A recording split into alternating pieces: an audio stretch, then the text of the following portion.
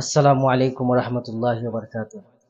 প্রিয় মৌলভীবাজারবাসী, আপনারা সবাই অবগত রয়েছেন যে এক ব্যক্তি সে নামাজ পড়ানোর সময় সে দাবি করেছে পাঞ্জাবি টুপি ইসলামিক লিবাস নয়।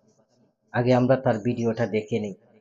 দিয়ে দিই, যেমন আমি পাঞ্জাবি পায়জামা টুপি এটা পড়ি না। কেন?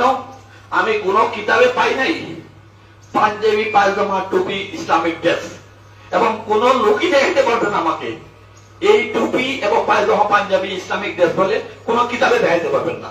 যদি কেউ দেখাতে পারবে আমার সামনে আসবেন। এটাই আমি সবাইকে চ্যালেঞ্জ করছি। সম্মানিত মৌলভীবাজারবাসী, আমরা উলামা হযরত তার এই চ্যালেঞ্জ গ্রহণ করলাম। সে কখন কোথায় বসবে আপনারা এই ভিডিও তার কাছে পৌঁছিয়ে দিবেন। আমি বলবো পাঞ্জাবি টুপি এটা ইসলামিক লিবাস।